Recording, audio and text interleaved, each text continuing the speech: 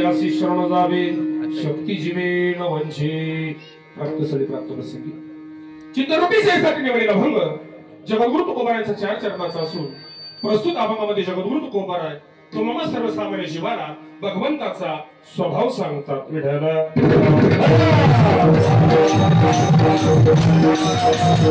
या मृत्यू लोकामध्ये ज्याला ज्याला अवताराला यावं लागलं, या मृत्यू लोकामध्ये ज्याला ज्याला जन्माला यावं लागलं, मला जन्माला येताना जीव किंवा जन्माला येताना प्रत्येक जण इथं जन्माला येताना स्वतःचा स्वभाव घेऊन जन्माला येतो. काय घेऊन जन्माला येतो? प्रत्येकाचा काय आहे? स्वभाव आहे. आणि स्वभाव गुणधर्मानुसार तो काय करतो? या मृत्यू लोकामध्ये जगण्याचा प्रयत्न करतो. पण महाराज भिन्नता अशी आहे की प्रत्येकाचा स्वभाव सारखा नाही. प्रत्येकाचा स्वभाव सारखा नाही. आणि जीवाच्या स्वतःच्या स्वभावामुळे जीवाच्या आयुष्यामध्ये दुःख भेटलं. कशामुळं? स्वतःच्या स्वभावामुळं. मग महाराज ज्या वेळेला आम्ही संसार प्रेरित अवस्थेमध्ये असतो ना, त्याला दुःख मिळणं साहजिक आहे. कदाचित संसार हा दुःख देण्यासाठीच आहे. बऱ्याच संतांचं प्रमाण आहे महाराज. पण संसार सोडून जरी परमार्थात आलो, माझं शब्द बारकाय नाही का, संसार सोडून जरी परमार्थामध्ये आलो तरी सुद्धा संसारामध्ये जे दुःख होतं तेच दुःख परमार्थही देतोय. तिकडे काय आलो तर तिकडे काय मिळत होतं? दुःख मिळत होतं. त्यामुळे ते दुःख संपवायचं आहे म्हणून आम्ही काय केलं? परमार्थ क्षेत्रामध्ये आलो. पण परमार्थ क्षेत्रामध्ये आमचं दुःख संपत नाही. याला काहीतरी नक्की कारण असलं पाहिजे. असलं पाहिजे ना? असलं पाहिजे. मग महाराज लोकांनी विचार करायला सुरुवात केली, काय कारण असेल, काय कारण असेल. पण महाराज मार्ग कोणाला सापडला नाही. साध्या भाषेत बोलू का? कळलं का तुम्हाला? हा, साध्या भाषेत. महाराज मीटिंग बसली आणि मीटिंगला सगळी होती. सगळी म्हणजे आपा, दादा, नाना, काका, तात्या, बापू, दाशी सगळी होती. कशाला? आता कळतंय तुम्हाला. कशाला होती? मीटिंग. आणि मीटिंगला बसल्या मीटिंग मधला विषय काय होता तर एवढं सगळं करून परमार्थात आलो तरी परमार्थ दुःख देतोय. कारण काय? बऱ्याच जणांनी महाराज डोकं लावलं पण मार्ग कोणाला राहला नाही. सगळ्यात माग टिकून नाना म्हणता असं करा, एखाद्या शहाण्या सुरतेला विचारा. कोणाला विचारा? शहाण्या सुरतेला. त्याच्याच पुढे आबा बसला होता. आबा म्हणला, नाना आपल्या गावात कोण आहे का? काय बोला? शहाणा सुरता आपल्या गावात कोण आहे का? मग म्हणजे काय करूया? काय नाही म्हणजे असं करूया, आपण देवला जाऊन तुकोबारांना विचारूया. कोणाला विचारूया? तुकोबारांना. मग महाराज सगळ्यांचं ठरलं.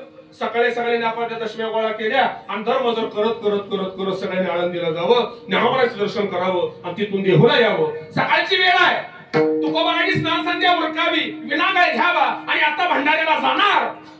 एवढ्याची सगळी लोक तुकोबारांच्या दारात. महाराजांनी स्वागत केलं. म्हणले, या या या या. कुठून आला? म्हणता लय लांब आलोय. गाव तर असेल ना तुला कुठलं तरी? हाय म्हणले, विट्याचा आहे, विट्याचा. महाराज म्हणले, इट्यात नगर लय आहे. कुठल्या नगर मधला? नाही म्हणला, बाबानी माळावसा. वा, आनंदाची गोष्ट आहे. काय म्हणले, असं चालतं का? नाही म्हणते महाराज, एक शंका घेऊन आलोय. महाराज म्हणजे विचारा. काय नाही हो, संसार दुःख देतोय म्हणून परमार्थात आलो तरी सुद्धा दुःखांचं काय पाठ सोडत नाही. मग महाराज परमार्थात घेऊन आम्हाला दुःख मिळायचं कारण काय? महाराजांनी सांगितलं एका वाक्यात, दादा परमार्थात येऊन ज्या देवाची शरणागती केली तो देव चुकलाय म्हणून दुःख आहे. महाराज सगळ्यात मागे एक जण बसला होता. तो म्हणला, तुम्हाला ह्यासाठी म्हणत होतो बुवांच्या नादाला सगळं पाठ आहे. यासाठीच म्हणत होतो बुवांच्या नादाला लागू नका. अरे बुवा काय शहाणं? आम्ही नाही म्हणणार. डायरेक्ट तुम्ही म्हणताय असते तो का? महाराज म्हणले, दादा अडचण काय? अहो महाराज तुम्ही सरळ म्हणताय देव चुकीचा आहे. महाराज म्हणले, हो ऐका, परमार्थ सफल बनवायचा असेल, परमार्थामध्ये काहीतरी साध्य करायचं असेल तर तुम्ही परमार्थामध्ये आल्यानंतर जे स्वतःचं आराध्य मानलं किंवा स्वतः त्या देवाला शरण गेला ना, तो देव कसा असावा? जगद्गुरु तुकोबाराय सांगतात, भक्ताचं कोणतंही काम असू द्या, ते उच्च दर्जाचं असू द्या, मध्यम दर्जाचा असू द्या किंवा एकदम तुच्छ दर्जाचा असू द्या, पडल ते काम करायची तयारी ज्या देवाजवळ आहे त्या देवाला जर शरण गेला तर महाराज तुमचा परमार्थ सफल होईल. का महाराज? अशा देवाला शरण गेले तो देव कसं काम करतो? महाराज म्हणले एक तर जीवानिशी करल, नाहीतर शक्तीनिशी करल. पुन्हा महाराज एक आता गेलेली इथेच आहे, ती काय बाहेर कधी कधी येते का म्हणता ना? हो महाराज, ही अनुभवाने सांगताय का सांगीवागी आहे? अलीकडे सांगीवागी लय झालंय. त्याचा तुकडा तोड, त्याचा तुकडा तोड, त्या तुकड्या तुकडा जोड सांगायचं. तुकाराम महाराज तू ग बस, महाराज काय म्हणत नाही, तू आधी अभ्यास करून ये. महाराज अनुभवाचा आहे का कसा आहे?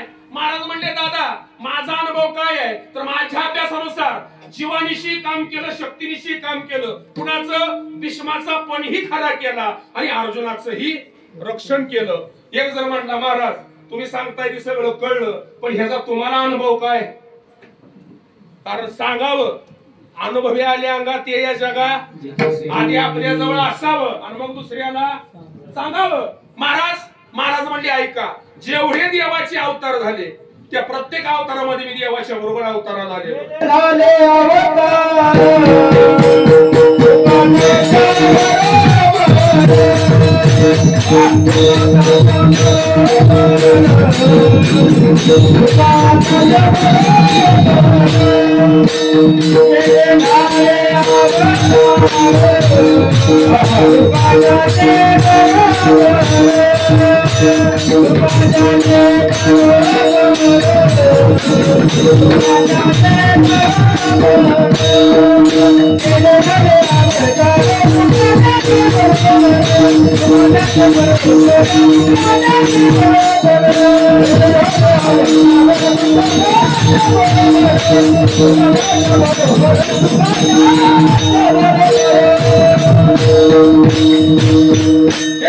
सांगतात जेवढे अवतार झाले त्या अवतारामध्ये मी देवाच्या बरोबर अवताराला आलेलो आहे.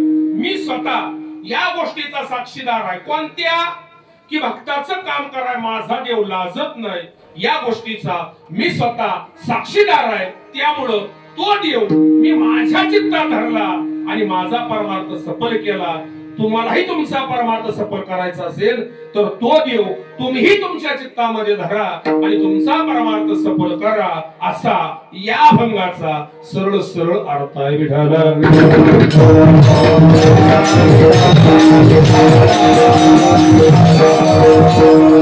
अभंगाला सुरुवात करण्यापूर्वी थोडासा परिहार तो म्हणजे असा चालू असेल अखंड हरिनाम सप्ताह जगद्गुरु संत तुकोबारायांच्या गाथेचं पारायण आणि या गाथा पारणाच्या निमित्तानं मला वाटतं 21वं वर्ष आणि 21व्या वर्षी चौथी कीर्तन सेवा ज्यांच्यामुळे तुमच्या दर्शनाचा योग जुळून आला.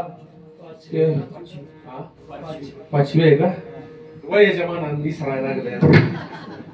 5व्या दिवसाची कीर्तन सेवा ज्यांच्यामुळे तुमच्या दर्शनाचा योग जुळून आला ते आमच्या मोठ्या भगिनी हरिभक्तपरायण गोकुळताई पाटील यांच्या निमंत्रणामुळे तुमच्या दर्शनाचा योग आला. पहिले त्यांना गोडाचं वंदन करतो. गोडाशे मृदंगाचार्य, मृदंग भैरव, मृदंग मार्तंड, मृदंग केसरी, काय मृदंग विशारद, मृदंग अलंकार आमचे हरिभक्त ऋषिकेश महाराज त्यांनाही गोडाचं वंदन. या ठिकाणी गोड गायनासाठी उपस्थित असणारे माझे जुने सहकारी बर का, एकदम जुने. मी ज्या वेळेला हाफ पॅन्ट मध्ये फिरत होतो ना, म्हणजे 20 वर्षापूर्वीपासून कीर्तनाला गोडाशी साथ करणारे परमश्री परम आमचे अरुण महाराज तुम्हालाही गोडाचं वंदन. त्याच बाजूला असणारे सबका बंधू उसको बोलते नंद, अतिशय गोडाशे असणारे आमचे नंद महाराज त्यांनाही गोडाचं वंदन. समस्त टाळकरी मंडळी सगळ्यांचा नाम उल्लेख घेत नाही. गोडाशे पेटी मास्तर आहेत, बासरी वादक आहेत आणि महाराज ज्यांच्या व्यासपीठ नेतृत्वामध्ये हा कार्यक्रम चालतो परमस्नेही परम आदरणीय आमच्या परिपूर्ण पारमार्थिक आयुष्यामध्ये जे मोठ्या भावाच्या स्वरूपामध्ये आजही आम्हाला गोडाचं मार्गदर्शन करतात ते आमचे कैलास बाबा, त्यांना सुद्धा गोडाचं वंदन करतो. गोडाशे चोपदार, दोन्ही गोडाशे विलेखरी. तुम्हा दोघांना बघून असं वाटतंय कीर्तन झाले दोघांवरनं जरा मीठ मिरच्या टाका. दोन्ही विनेकरी आणि सगळ्यात महत्वाची गोष्ट माझा आवाज तुमच्यापर्यंत जे पोहोचवतात गोड अशी साऊंड सिस्टीम आमचे आनंदा मामा मामात मामा आनंदा मामा लय मामा झाला आता बघू एका मामानं रामायण घडवलं एका मामानं महाभारत घडवलं पण आमचा मामा रोज महाराज कीर्तन घडवतोय मामासाठी एकदा टाळी महाराज कसा आहे कीर्तनाला एक वेळ वाजवणारा जरा असला इकडे तिकडे तरी चालतो एक वेळ म्हणणारा इकडे तिकडे झाला तरी चालतो पण महाराज कीर्तनाचा प्राण जर काय असेल तर सृष्टी म्हणजे कीर्तनाचा प्राण आहे आणि मी आवर्जून प्रत्येक कीर्तनात सगळ्याचं नाव राहिलं तर चालत स्पीकरवाल्याचं नाव पहिल्यांदा घेतो कारण मला एकदा असं झालं चुकून नाव राहिलं मला कीर्तन झाल्यावर कळलं माझ्या कुठलं माईक बंद होत त्यामुळे सगळ्याला गोडाचं बंधन आता आपल्याकडे महाराज 1 तास राहिलाय पण त्या नियमानं 1 तास उरला खटवांग राहायशी या नियमाप्रमाणे अभंग गोड आहे आता फक्त तुम्हाला माझ्या बरोबर बोलावं लागेल बोलाल का तोंडानं बोलायचं हा असं जोरात बोला बांधताना कसं बोलता का नाही तसं बोला आपल्या शब्दाचं वर्ष किती आहे मी जरा ह्या कानान बाहेर आहे हा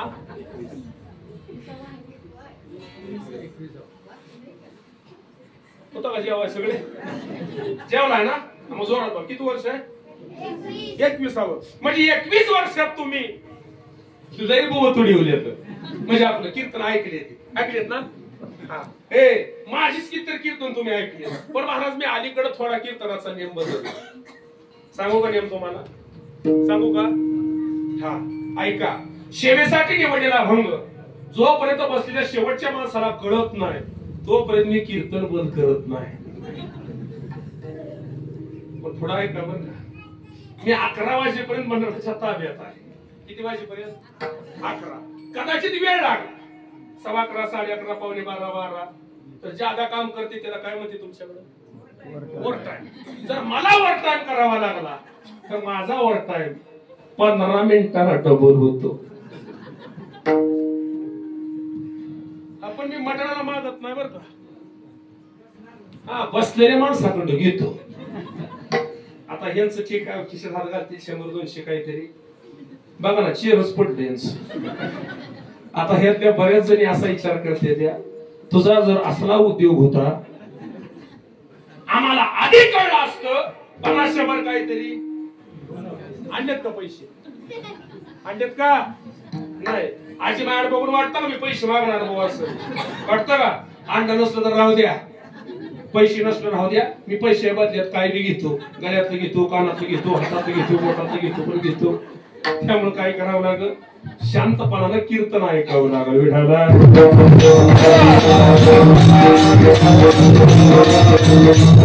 मला ज्या मृत्यू लोकांमध्ये ज्याला अवताराला यावं लागलं त्याचे प्रकार पडतात 3 लक्षपूर्वक ऐका या मृत्यू लोकांमध्ये शिवाला यावं लागलं या मृत्यू लोकांमध्ये देवाला यावं लागलं आणि या मृत्यू लोकांमध्ये संतांनाही यावं लागलं किती जणांना यावं लागलं कुणाला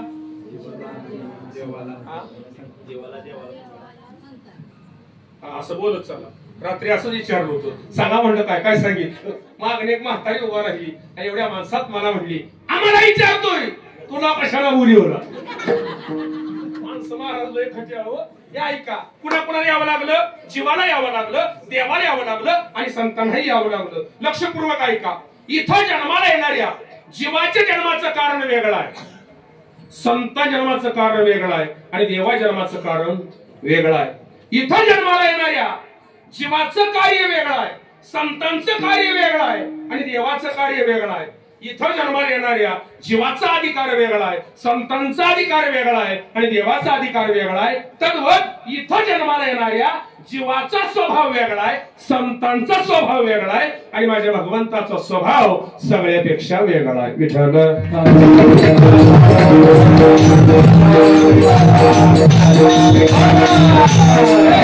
तुम्ही आम्ही जन्माला आलो तुम्ही आम्ही इथं अवताराला आलो याच्या पाठीमागे शास्त्रोक्तीने कारण देतो किती कारणांचा जन्म आहे तुमचा माझा 3 कारणानं कारण नंबर 1 पूर्वजन्मातलं कर्म कारण नंबर 2 पूर्वजन्मातलं पाप आणि कारण नंबर 3 मर्तानाची वासना किती कारणांनी जन्म आहे? 3. का महाराज तुमचं बोलणं प्रमाणभूत आहे का? घ्या पहिला पुरावा. आणि माझं मत असं आहे, महाराजाच्या बोलण्याला जर नसल पुरावा तर लोकांनी मिळून महाराज पुरावा.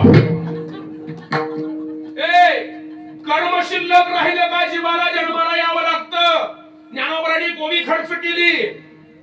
अगा कर्मी जे उरावे दैत्य सुख दुःखे फळावे तयाते भोगावया यावे. केले कर्म झाले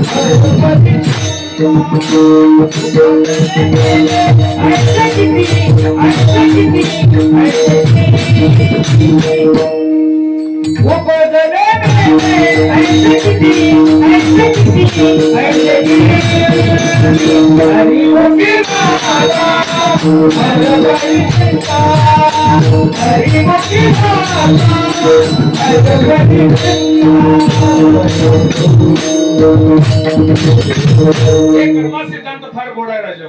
केले कर्म झाले त्याची भोग आले. आणि कर्मा सिद्धांत काय सांगू का तुम्हाला? जन केलंय त्यालाच भोगावं लागतं. नाही दुखरेड्याला डाग पकायला इथं चालत नाही. आपल्याकडे म्हण आहे बघा, दुखरेड्याला डाग पकायला दुःख बरं होईल का? नाही. कर्माचा सिद्धांत आहे, जन केलंय त्यालाच. कुठलं सांगू का? थोडं वेगळं बोलू का? कर्म देवाला भोगावं लागलं. कर्म देवाच्या बायकोला भोगावं लागलं.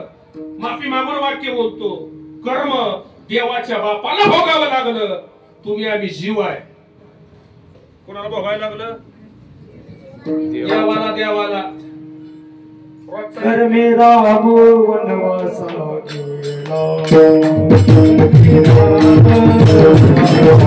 गेला.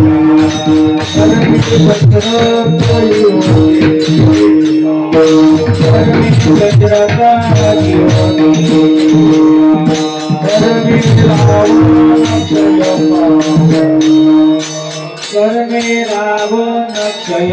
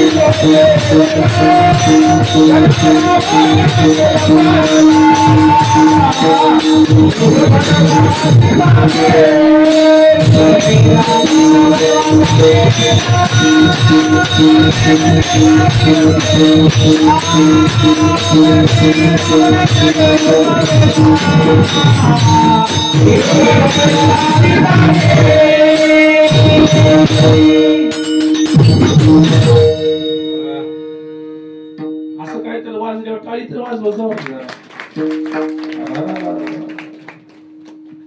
तुमच्याकडे टाळीला ज्येष्ठ लागते का? नाही ना लागत वाजव बरं जोरात 11% 9% वाढल्या जीएसटी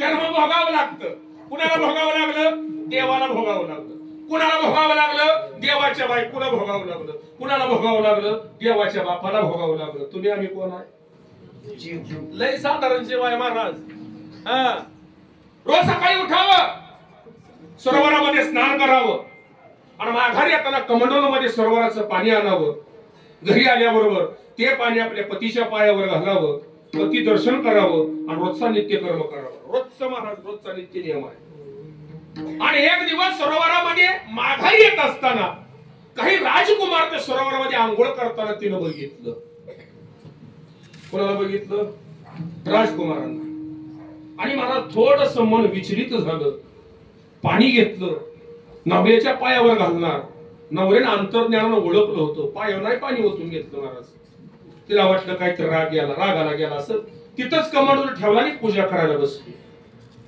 महाराज तिकडं त्या नवऱ्यानं जावं आपल्या मुलांना बोलवावं आणि पहिल्यांदा तिघांना सांगितलं दादानो सांगत ते काम कराल का पोरं म्हणली पप्पा बोला ना काय करायचंय काय नाही म्हणले तुमची आई पूजा करायला बसली जायचं आणि तिचं मुंडकं धरायचं वेगळं करायचं बाकी काय करायचं नाही तिने पोरं म्हणले आपल्याला नाही जमायचं तोपर्यंत चौथा पोरगा पुढे आला म्हणला बाबा काय काम आहे काय नाही म्हणले तुझ्याकडे भोलनाथ शंकरांनी दिलेले परशुरामाचं अस्त्र आहे की ज्या अस्त्राच्या नावावर तुला जग परशुराम म्हणतं एक काम कर ते अस्त्र काढ आणि पूजेला बसलेल्या तुझ्या आईचं मुंडकं धराचं वेगळं कर मागचा पुढचा नाही विचार केला महाराज त्या पोरांना गेला स्वतः जवळचं परशुरामाचं अस्त्र काढलं पूजेला बसलेल्या आईचं मुंडकं धराचं वेगळं केलं रक्तालेला परशु घेतला बापाच्या पुढाला म्हणला बाबा काम झालं बाप खुश म्हणला बोल बाळा तुला काय देऊ पोरगा म्हणला काय सुद्धा नको माझी आई पुन्हा जिद्दी करा आणि तिला शेवटपर्यंत कळलं नाही पाहिजे मी मारलं होतं महाराज रेणुका मातेला पुन्हा जिवंत केलं शेवटपर्यंत तिला कळालं नाही आपल्याच मुलाला आपल्याला मारलं अवतार संपला माझा मुद्दा लक्षात ठेवा अवतार संपला परशुरामाचा राम झाला रेणुकेची कैकई झाली आणि पाठीमागच्या अवतारातला बदला राम अवतारात घेतला या बाबाला 14 वर्ष वनवासाला पाठवलं कर्म देवाला चुकलं नाही कर्म देवाच्या बायकोला चुकलं नाही आता सगळं रामाला सांगायचं एवढा वेळ नाही कर्म देवाच्या बापाला चुकलं नाही महाराज बापाला नाही चुकलं दशरथ राजा राम राम करत मरण मेला त्याला विचारलं अरे तुझा मुलगा म्हणजे साक्षात भगवंत आहे तुझ्या वाट्याला हे का आलं त्यानं बोट दाखवलं कर्म झालं चुकीचं माझ्याकडून श्रावण बाळ मिळालता आणि त्याच्या आई बापाने दिलेलं शाप आहे ते कर्म मला इथं भोगावं लागलं ते कर्म भोगायला तुम्ही आम्ही मृत्यू लोका जन्माला आलोय पहिलं कारण संपलं कारण नंबर 2 पूर्वजन्मात पाप शिल्लक राहिलं का जीवाला मृत्यू लोकात यावं लागतं ए पाप जर जास्त झालं तू का म्हणे पापे येती रोगाची रूपे जरी ते पाप रोगाच्या रूपाने येत असेल ना तर ते जन्माला सुद्धा कारण आहे पाप पुण्य करुणी जन्मा येतो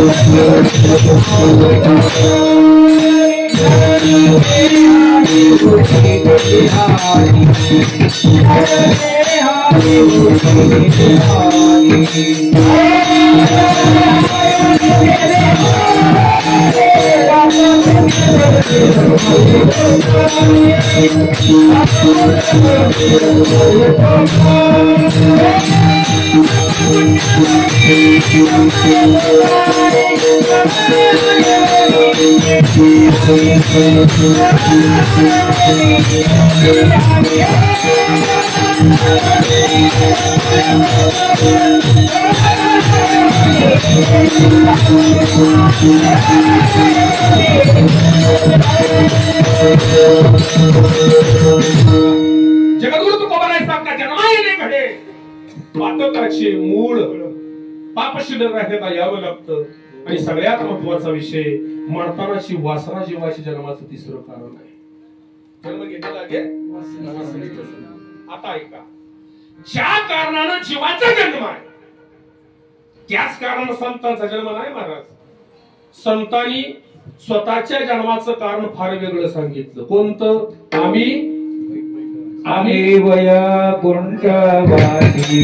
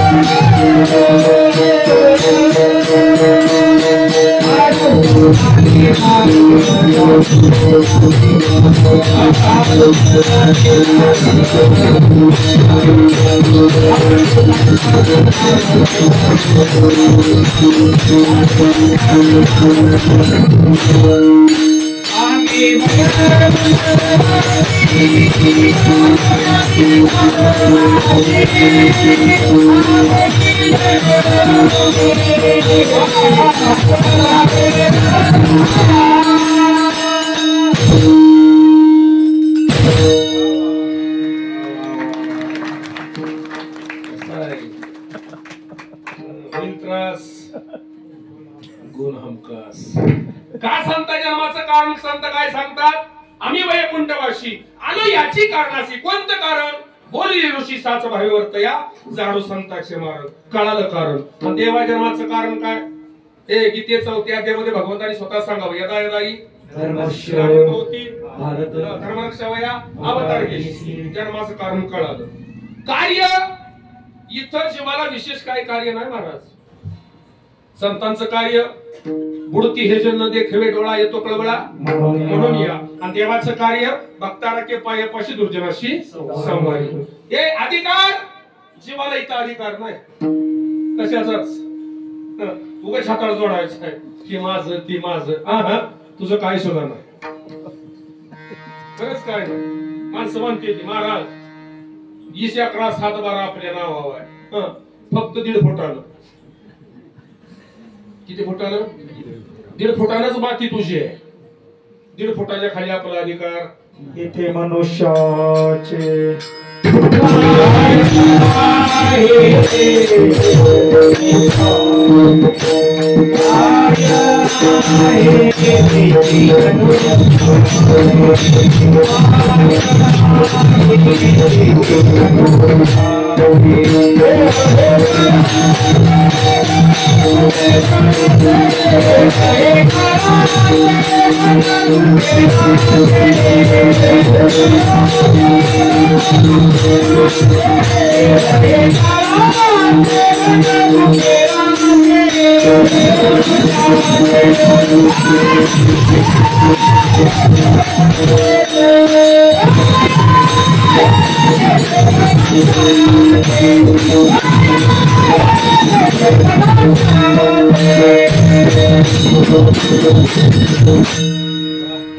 आपलं काय नाही. कितीचा मोठा 7-12 असू द्या. आता सरकार नवीन नियम काढलाय 3 फुटाच्या खाली काही करा. 1.5 फुटाचा किती नियम गेला आता? ती पण काय गेलाय तर आता तुम्ही ट्रॅक्टर नांगरायला लागला म्हणून. तर पहिला 1.5 फुटाचाच होता महाराज. तुम्हाला एक साधी विचार उत्तर द्यायचं का? जमिनी बदलल्या का जमिनीची मालक बदलली? मालक मालक बदलली. घर बदलली का घराची मालक बदलली? घराची मालक. आपलं काय आहे? भाड्याचं घर. थोडं पुढलं बोलू का? भाड्या घर. भाड्याचं घर. भाड्याच्या घरात राहतो. भाड्यानं राहतो. नाही कळलं? अजून इस्काट होता. मला इस्काट आहे सांगलं. अरे काहीच नाही महाराज आपलं. तुम्हाला सांगू का, मागच्याच आठवड्यात मी कोल्हापूर जिल्ह्यात कार्यक्रमाला गेलतो महाराज. आता काय काय मास असते, हाऊस असते. कशाची? महाराज घरला न्यायची. काय असते? हाऊस असते. मला वाटलं महाराज तुमचं पाहिला मध्ये का आमच्या घराला? मी म्हटलं नको बाबा, एवढं पाय तुम्ही तर नाहीत आमचं. मनात त्या मनातच, त्याला कशाला म्हणायला जाऊ. मनात त्या मनात विचार केला, माझं पाय कसं नाही तर माझी मलाच माहितीये. माझ्या पायानं जर एखाद्याचं वधवत असतं, मी बोंबलत रोज हिंडलो असतो बा. हिंडलो असतो नाही ना महाराज, खरंच हिंडलो असतो. तुम्हाला सांगू का, रात्री वेणेगावला कीर्तन होतो महाराज, सातारीच्या पलीकडे. सकाळी सोलापूरच्या खाली होतो. बाबा मला खरं सांगा, धंदा आपला कसला आहे? कोण मंडळ बोंबलत हिंडायचं. महाराज त्यानं आपलं घरी नेलं आणि घरी नेल्यावर त्यानं नवीन बांधकाम मला दाखवलं. मला म्हणलं महाराज मला असं कळालंय तुम्ही वास्तुशास्त्र सांगता. मी म्हटलं सांगतो पण फुकाट सांगत नाही. नाही महाराज, फक्त मला सांगा माझ्या घरात काय दोष आहे का? घर सगळं फिरलं बाहेर आल्यावर म्हटलं तुझ्या घरात 2 दोष आहेत. मला म्हणला 50,000 घालून म्हटला मुंबईचा वास्तुशास्त्रज्ञ बोलवला होता, त्यानं मला सगळं काढून दिलं, तरी तुम्ही 2 दोष काढता. मी म्हटलं 2 दोष मला दिसले ती आहेत, सांगू का? सांगा म्हटलं तर सांगतो. मला म्हटलं सांगा. हे बघ म्हटलं, या वास्तूचा पहिला दोष आहे, ही वास्तू कधी ना कधी पडणार आहे, पहिला दोष. आणि या वास्तूचा दुसरा दोष आहे, याच वास्तूमधनं तुझं मड लोक जाळाय येणार आहे ती, हा वास्तूचा दुसरा दोष आहे. नगाला जेव्हा त्याच्यावर हसू, त्याच्यावर नका हसू. आपलं पण हेच आहे. फक्त महाराज आसक्ती आहे. काय आहे? आसक्ती. आणि महाराज शास्त्र सांगतं, गुतला का ताप होतो, गुतला का अडकला का त्रास आहे. आणि आम्ही कशात अडकलोय? त्यातच अडकलोय ना. मला सांगा इथं किती जणांना बोलला बाबा तुम्हाला माहिती होतं का नाही? तुम्हाला माहिती होतं का नाही? लग्न केल्यावर बायको ताप देती, माहिती होतं नाही, तरी सुद्धा तुम्ही आमचं वाटोळ केलं का नाही? तुम्ही सांगायला पाहिजे होतं का नाही? बाबा त्यांना आता नको लागू, सांगायला पाहिजे होतं का नाही? पुढच्या केस लागल्या मागण्याला काय व्हावं? शाण व्हावं ना. त्या टायमाला जर तुमच्यासारखीने आम्हाला सांगितलं असतं, मी लाभाड नाही बोलत, मी आज रोजी बागव्या कपडे तो उभा राहिला असतो कीर्तनाला महाराज. पण आमच्या बोलता तुम्ही घडवून घेतलं. पण सांगायचं होतं ना बाबा, हे असं असं आहे, असं झालं का असं होतं. महाराज कुत्र्याने पण बायको होती राव, तरी महाराज माणसं काय बोलत नाही. माझी नव एवढे दिवस वाईट राहिले बोलता बोलता बोलती बोलता बोलता तुम्हाला काय अक्कल आहे का? तुम्हाला काय कळतं का? म्हणती का नाही बाबा? मला खरं सांगा. हा तरी सुद्धा आम्ही बोलत. महाराज तुम्हाला मी खरं सांगू का, जगात दोन्ही बाजूनं कसं बोलावं फक्त यांच्याकडे शिकायचं. दुई बाजून बोलती, दुई बाजू. अहो मागच्या आठवड्यात मी 2 किलो सफरचंद विकत घेतली. किती किलो? 2 किलो. आणि इथं विट्यातच घेतली. आणि घरी गेलो आणि बायकोच्या हातात पिशवी ठेवली. पिशवी हातात घेतल्या मला म्हणली नवा विचारायच तरी काल बाजारात नाही अजून संपली नाही ती, तवर ही घेऊन आलाय, कोण खायचं? मनातल्या मनात म्हणलं आपली चूक झाली असू दे म्हणलं आता ठीक. आणि महाराज खाली एकादश कार्यक्रम करून मोकळा घरी गेलो, मोकळा. आणि मी घरात आलेल्या बायको मला म्हणते नव एकादश हाय, उपास असतात, येताना मोकळ्या हाताने कसं यावं, तुम्हाला व्हायचे तरी वाटून का? काय न बोलण्यासारखा हा मला सांगा कोण बाबा नेलं त्यावेळेला काय म्हणते कुणी आणायला सांगितलं आणि नाही नेल्यावर काय म्हणते काहीतरी वाटू द्यायचं मग मला सांगा मी करावं तर काय करावं हा? अहो आमच्याकडे ज्वारीची पेर चालली होती ना आता ज्वारी पेरायला मला मित्राचा फोन आला मला म्हणणार बघ बैल रानात आले बी घेऊन ये मी आपलं बियाचं गाठोड घेतलं आणि रानात गेलो ते सगळं बी त्याला जर एका लिंबाच्या झाडाखाली बसलो आमच्या बांधाला एक लय मोठा 100 वर्षापूर्वीचा लिंब आहे मोठा त्या झाडाखाली बसलो बायकोन मला फोन केला मला म्हणजे ना हो जेवायच कसं काय मी म्हटलं ये रानात घेऊन मला तिला जेवणाचा डबा घेतला रानात आली ती पेरायला लागले आम्ही आपल्या लिंबाखाली बसून जेवायला लागलो जेवता जेवता तिचं ध्यान झाडावर गेलो वर आता गप जेवाव ना मला म्हणते महाराज तुम्हाला त्या झाडावर जाईल का हो मी म्हणलं माझ्याकडे बघ झाडाकडे बघ मला झाडावर जाईल आता गप गेलावर ना मला म्हणली मग तुमच्यापेक्षा माकड बरी की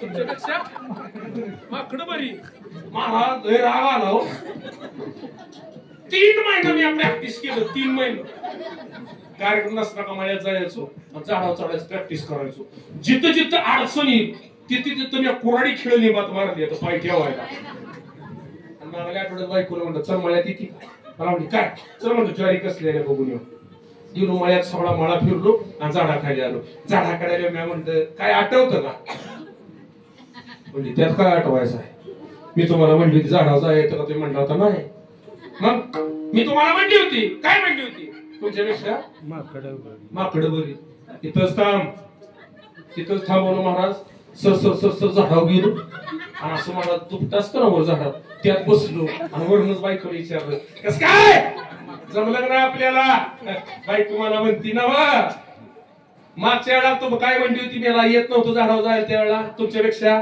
माकडं बरी आणि दुपट्यात बसून मी विचारल्यावर म्हणती तुमच्यात आणि माकडा यात फरक काय कोणच्या हाताला असं काढायला द्यावं मलाच कळत वाईट आहे महाराज लय वाईट आहे चला मला लय बाजूला तुम्हाला घेऊन जायचं नाही मुद्दा काय आपला कशात बाजूला गेलो आपण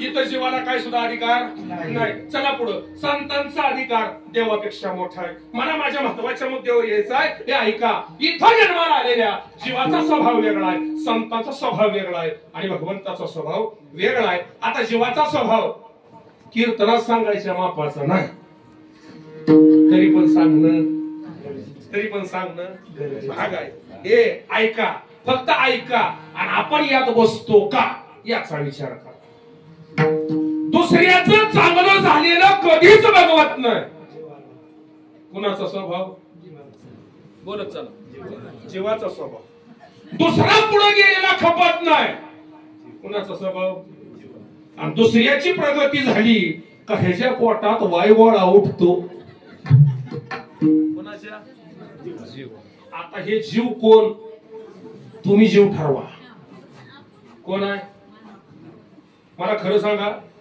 शेजाऱ्यानं गाडी आणली कुणी पंडित बाबा शेजाऱ्यानं आणली तुम्हाला कळलं काय आणली तुम्ही लगेच मोटरसायकल बाहेर काढली कोपऱ्यावर नाक्यावर गेला 500 रुपयाचा मोठा हार घेतला 200 रुपयाचं पेढ घेतलं आणि घरी येऊन बायकोला म्हणला चाल गाडीची पूजा करायला जावं गेला का एखादा गेला का उलटा त्यानं गाडी आणली ना दरवाजा उघडत नाही खिडकी चिरणीतनं बघत जुनीच दिसत्या मी असला तुला बाकीचं काय घेतलं ते ना कसली घासाला पण त्यानं गेलो का पूजा कराय त्यांचं असलं आणि त्यांचं तिच्या कुठला आहे आता कालच सण झाला बघा तुमचा कुठला संक्रांत कशा बोलते लय सण गोड आहे बरं का कशावर बसली काय दिसली काय खाती कोणकडे बघती आलती का संक्रांत हा मग संक्रांतीला ती काय करायला जाते कोण म्हणतो नवरा पूजा काय पूजा वौसा काय तुमच्याकडे पद्धत असेल ती मला काय घेऊन देणं हा मग आता संक्रांत आली का तुम्ही काय करता गोड असं साडी वगैरे नेसता सगळे दागिने काय करता घालता का नाही मग आता सगळ्या जर दागिने घालून जर देवळाकडे व्यवसाय गेल्या, महाराज एक बिचारी एकटीच ओसून माघारी चालली होती आणि इकडे 5-6 जणी चालल्या होत्या. तिच्या अंगावर 20-25 तोळ्याचं दागिनं होतं. कोणाच्या तिकडे येत होती. ह्या तोंडात नाही ते बोलत, नुसत्या खणी होते त्या. तिच्या नशिबानं तिला मिळालं. तुला एवढं पोटा दुखायचं काय काम? दुसऱ्याची प्रगती आम्हाला बघवती का? नाही बघवत महाराज. अहो दुसऱ्याच्या हिरीला पाणी लागलं तरी हो झोपत नाही का? ते हिरीला पाणी लागलं, अरे पण त्याच्या नशिबाला लागलं, लागू दे ना. आम्हाला दुसऱ्याची प्रगती बघवत नाही, हा जीवाचा काय आहे? स्वभाव आहे. आणि तुम्हाला सांगू का, पहिला मुद्दा, दुःख आमच्या आयुष्यात जे येतं ना, त्या दुःखाचं पहिलं कारण जर काय असेल तर जीवाच्या अंतःकरणात तयार होणारी आशा जीवाच्या दुःखाचं पहिलं कारण. कारण नंबर 2 जगसत्याचा भ्रम. आणि कारण नंबर 3 एका विचारावर, एका मतावर, एका देवावर ठाम राहत नाही, त्यामुळे आम्हाला दुःख भोगावं लागतं. 3ला प्रमाण आहे मला. अंतःकरणामध्ये आशा तयार झाली का जीवाला दुःख भोगावं लागतं. ज्ञानोबारायांचं मत याच्यापेक्षा वेगळं आहे. ज्ञानोबाराय सांगतात आशा जर उत्पन्न झाली तर जीवाला दुःख भोगावं लागल, नवल नाही, पण त्या जीवाला निंदेला पात्र व्हावं लागतं. माझा शब्द नाही, कुणाचा शब्द आहे? ज्ञानोबारायांच्या 18व्या ती ओवी आहे बघा. आशा जैसी दुःखाते व्याली निंदा दुरीते. आशा नुसतं दुःख देत नाही तर काय देते? निंदेला पात्र करते. तुम्हाला आशा कळती का? नाही कळत. रात्री असंच झालं, कीर्तन झालं, मी म्हणतो मला जरा झोपायचं आहे, म्हणजे जाऊ पुढल्या खोलीत. तिथं गेल्यावर महाराज कपडे बदलले, झोपाय तयारी करायला लागलो. मला डोक्या खाली घे काय नव्हतं. त्या घरात म्हातारी, त्या म्हाताऱ्या म्हणते आजे उशाला काय देते का? उशाला काय आहे का? उशाला म्हातारी म्हणजे होय बाबा तुझ्या आशीर्वादाने पोरगा आहे, पोरगी आहे. तिला म्हणतो तुझी उशा मातीत घाल, डोक्या खाली घ्यायला काय आहे? आशा कळली. अंतःकरणामध्ये तयार होणारा मोह, अंतःकरणामध्ये तयार होणारी अपेक्षा, अंतःकरणामध्ये तयार होणारी वासना जीवाच्या दुःखाचं पहिलं कारण आहे. आशा तयार झाली का दुःख लागतं. कारण नंबर 2 जगसत्याचा भ्रम. कशाचा? दिसतंय ते खरं आहे, याचा काय झाला आम्हाला? आणि भ्रम काय देतो? दुःख देतो महाराज. विट्यासारखं मोठं गाव आणि जत्रा भरली. काय भरली? जत्रा. आणि खेडेगावातला एक माणूस जत्रा बघा इत्याला आला. त्याला 4 दिवस जत्रत राहिला महाराज. घर नाही, दार नाही, काय नाही, काय नाही, हिंडत होतो जत्रत. ती दुकान बघ, ती दुकान बघ, ती दुकान बघ. आणि 4थ्या दिवशी त्याला घराचं ध्यान झालं आणि घराकडे निघणार एवढ्याच एका दुकानाच्या पुढे उभा राहिला. त्या दुकानदारानं आरसाही काय आणला होता. काय? 6 फूट उंचीचा 3 फूट रुंदीचा आरसाही काय ठेवला होता. आणि दुकान आहे बाहेर हे आपलं गेलं उभं राहिलं. त्यानं आयुष्यात आरसा पहिल्यांदा बघितला होता. दुकानदाराने पहिल्यांदा जी काय ठेवला होता. आरशाच्या पुढे गेला, काय दिसलं त्याला? त्याच प्रतिबिंब दिसलं. आणि प्रतिबिंब दिसलं हे त्याला असं म्हणत राम राम पाहुणा. आता हे ना हात जोडले, हात काय करल? हात जोडल का नाही? त्याने हात जोडलं. पुन्हा हे बाहेरच म्हणत नमस्ते. आत नवी बहुतेक म्हणला पाहुणा मोका दिसतोय. दुकानदार म्हणला दुकानदार कोण पाहुणा हो? दुकानदार म्हणला थोडं बावळाट दिसतोय. म्हणला ए पाहुणा नव्हती हो. मग तुझा बाय, तुझा बा. महाराज त्याला एवढा आनंद झाला. म्हणला केवढ्या दिला माझा बा? 5 रुपयाचा आरसा. दुकानदार म्हणला 20 रुपये. त्याने 20 रुपये काढलं, दुकानदाराला दिलं. दुकानदारानं आरसा पॅक केला. त्यानं काकत मारला आणि घरी आला. आणि घरी आला ती आला सगळ्यात आतली जी खोली होती ना, त्या खोलीत कपाटाच्या माग दडी होता. काय? दडी होता. तो रानात जायचा, जेवायचा माघारून दुपारी, आतल्या खोली जायचा, आरसा बाहेर काढायचा आणि एकटा बडबडायचा. कोणा संग? 1 दिवस झाला, 2 दिवस झालं, 3 दिवस झालं, 4 दिवस झालं. हळूहळू शंका यायला लागली. कोणाला? वा कुठे बी जावा घरोघरी त्याच परी मातीच्याच गायकाच्या असू द्या पखवाजाच्या असू द्या नाही कीर्तनकाराच्या असू द्या. वाईट रे वाईट तुम्हाला एक सांगू का सर तुम्ही ज्ञानेश्वरीचं चिंतन करत असाल ना तर 4थ्या अध्यायामध्ये जगातलं सगळ्यात मोठं पाप ज्ञानोबांनी सांगितलं. किती अध्याय हा कधी जर गेला ज्ञानेश्वरी उघडा 4थ्या अध्यायामध्ये एक ओवी आहे संशयावनी थोर अनेक पाप नाही अनेक पाप नाही घोर. संशय घेणं हे जगातलं सगळ्यात मोठं काय आहे सगळ्यात मोठं काय आहे पाप आहे आणि आम्ही घेतल्याशिवाय तुम्हाला नाही म्हणत का इथे लई चांगले लई चांगल्या तुम्ही अजिबात संशय घेत तिथे कानात सांगताय ना कोणा नाही घेता का नाही आमची घेतली तुमचा तर काय हिशोब आहे. महाराज संशय बाबतीत राहायच्या नादाला अजिबात लागायचं नाही. महाराज एका मोठ्या कार्यक्रमाला मला बोलवलं माझं कसं असतं मी आपला साधा महाराज गोळ्या वेळाला पुढं मला म्हणते चल ना पुढं पुन्हा पुढं नाही म्हणणार मला कशाला पुढं घालतात नाही म्हणते तुझ्यामुळे आम्हाला चांगलं चुंगलं खायला मिळते चल सगळे दाखवून मला पुढे गेलो गेले गेले बसायला महाराज गादी त्या काय लोड तक्या बिक्या दिला टिकून बसलो आरामशीर. कीर्तन झालं घरी आलो कपडे काढले त्या ह्याला अडकवले दुसरे कपडे घातले सकाळी कीर्तनाला जाताना बायकोला म्हणले बघ रात्रीचा ड्रेस तेवढा धुवून टाक मला संध्याकाळी कीर्तनाला पाहिजे. मी गेलो कीर्तनाला आणि कीर्तन करून माघारी आलो ना बायको माझा शर्ट धुत होती. जशी गाडी तिला पुढे दिसली ना असं धुयाला लागली होती ना तिने शर्ट सरळ केला असा केला आणि आपटायला सुरुवात केली रप्पा रप्पा पटल. मला जरा शंका आली गाडीतनं खाली उतरलो म्हणजे पटेल महाराज असं नुसतं म्हणल्या ना डोळं पुसायला लागले. मला वाटलं आईचं हेच काहीतरी म्हटलं काय झालंय काय झालंय काय झालंय असं म्हटल्यावर महाराज तिनं असं जे चालू केलं ना काय सांगायचं तुम्हाला म्हणजे माझ्या बाळाला अक्कल नव्हती माझा बास कसा काय यायला झाला तुमच्याकडे बघून माझ्या पटपंचाचं वाटोळ केलं माझ्या बानं आणि झालं काय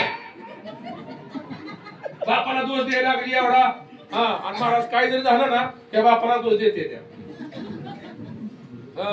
मागच्या आठवड्यात माझ्या सासरा माझ्यावर मांडायला होता मला म्हणलं तुम्ही असं बोलला तसं बोला म्हणलं तुला लय वाटत असेल ना ती पोरगी घेऊन घरला जावं फक्त 8 एक आहे लग्नात जेवढ्या किलोची होती तेवढ्या किलोची करायची घरला घेऊन जायचं.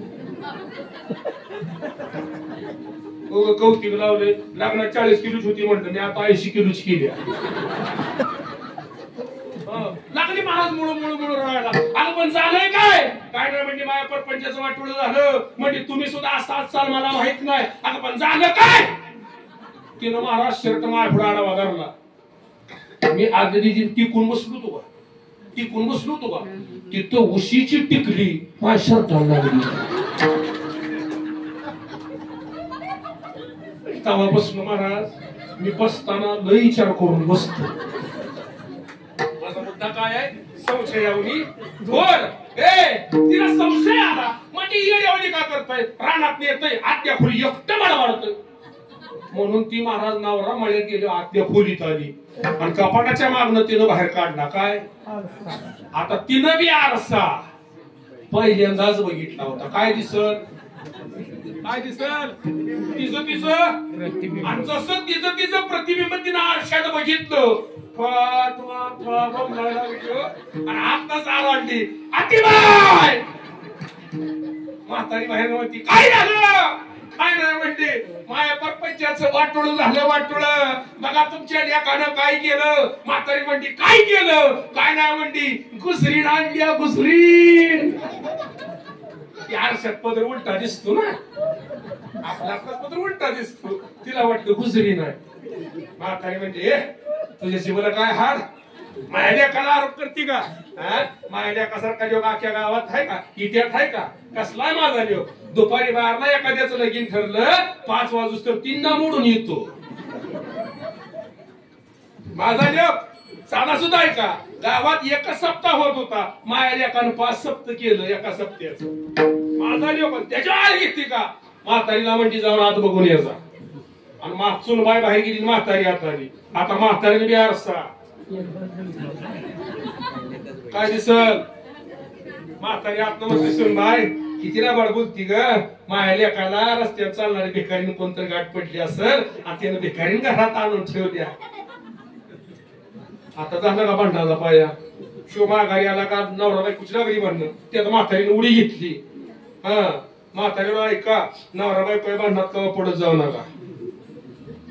सुनच्या लेकाया भांडणात कवा पडायचं, त्यांचं काय का होईना, काय जरी झालं हा भले पोरानं सुन धक्को द्या, तिला धक्को टाकलं का हळू जायचं मला सुन बाय काय जेवाय मला लगी वाढल नाही. तुम्हाला सांगू का, जेवढे सासवा आहे ना सासवा, त्यांच्या अंगात बारीक कळ असते. आपला अनुभव आहे बरं. पुन्हा सासूच्या अंगात कसली कळ असते, महाराज इतके पुरावा देतो म्हणजे लेकाचं लगीन झालं आणि लेकानं घरी फोन केला, हा आपल्याला लागला जायचं आवरून बस. आता अलीकडच्या पुरी ड्रेस घालते देव, तिनं फुल बाहेर ड्रेस घातला, नवराला गाडी तिकडाशी गाडी निघून गेली आणि म्हातारी शेजारी जवळ बोलत बसली होती. आणि म्हातारी देखत ती गाडी निघून गेली, म्हातारी शेजारीला म्हणते बघितलं का आमचं सॉंग. कोणाला म्हणते, काय म्हणते सॉंग. ती गाडी गेली माझीकडं आणि हिकडं लेकन जावाय दोघ जण आली. सुनबाईचा ड्रेस कसला होता, फुलबाह्याचा, लिकीचा एवढाच होता, पैलवानासारखं जड मोकळच. ती दोघं गाडीने उतरले, तीच म्हातारी त्या शेजारीला म्हणती अक्षी लक्ष्मी नारणाचा जोडा दिसतो म्हणते का नाही. असली सासू जोड्यानं मारावी. कशाला मारावी, कशाला मारावी, जोड्यानं मारावी महाराज, जोड्यानं. का, तुझी मुलगी आणि दुसरी आहे ती. मला खरं सांगावं, तुम्हाला शेवट पात्र कोण सांभाळतं, लेक का सून, पटापटा बोला, कोण सांभाळतं. दुखलं खुपलं दवाखान्यात कोण येतं, कपडे कोण धुतं, जेवाय कोण वाढतं, सगळी उठाठेव कोण करतं, सून करती. मग खरं सांगा, कोंबडे इकलेलं, अंडी इकलेलं, शिडीची करडी इकलेलं पैसे कोणाला देतात, लेकीला. लेकीला का, घरात जर नाही देता आलं, लेकीला घराच्या मागं नीती होती, ठेव असं कर, असं ठेव, मरचिल नाही एखाद दिवशी. आणि ह्या सुख शोधा निघालेल्या, आसरा उद्योग करून सुख. ऐका, तिघांची भांडणं लागली आणि भांडणं मिटवाय पाटील बोलवला. कोण बोलवला, पाटील. पाटील म्हणला बाबा भांडणाचं कारण काय, किंवा म्हणला काय ना बाजारातून माझा बाप आणला. बायको म्हणायची गुजरी नाही आणि म्हातारी म्हणायची. पाटील म्हणला मला गोष्टीच्या मुळापर्यंत गेलं पाहिजे. रामभाऊ म्हणला मूळ आतल्या खोलीत. पाटील आतल्या खोलीत आला. आता पाटलानं बी आरसा त्याच बघितला होता आणि पाटील आतच मरडला, ए रामभाऊ अरे किती खोटं बोलशील, अख्खं घरदार तुझं खोटं. तू म्हणतो माझा बाप आहे, म्हातारी म्हणती भिकारी नाही, बायको म्हणती गुजरी नाही. अरे रामभाऊ लय रे तू खोटारला, ह्यो तुझा नव्ह, ह्यो तर माझा बाप आहे. पाटलानं बाप ताकद मारून घर गाठलं. कारण काय, एवढं घडण्याचं कारण काय, तयार झालेला भ्रम. मग भ्रम काय देतो, दुःख देतो. मी सांगत नाही, हे जगद्गुरु तुकोबराय सांगतात, तुम्ही आम्हाला जगसत्याचा भ्रम आहे. तुमचं आमचं झालंय काय माहित आहे का, दिसतोय ते खरं मानलं. दिसतोय ते, मग आता खरं सांगा, दिसतोय ते खरं आहे का दिसत नाही ते खरं आहे. दिसत नाही ते खरं, दिसत नाही ते खरं आहे. पण आमचा भ्रम काय आहे, दिसतोय ते खरं आहे आणि ते काय देतं, दुःख देतं. येरते दुःखाची दुःखच देणार. चला पुढं, तिसरा महत्वाचा मुद्दा, एका विषयावर, एका मतावर, एका देवावर ठाम राहत नाही. कोण आहे का नाही, सोमवार आला तरी कोणाचा उपास, हा शिवबळा चक्रवर्ती.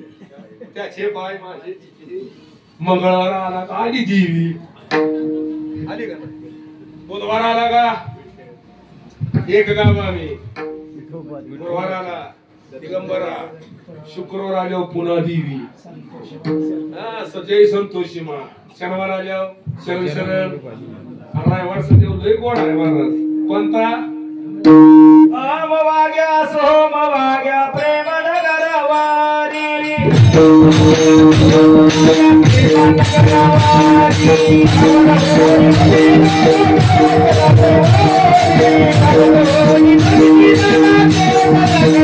Yeah.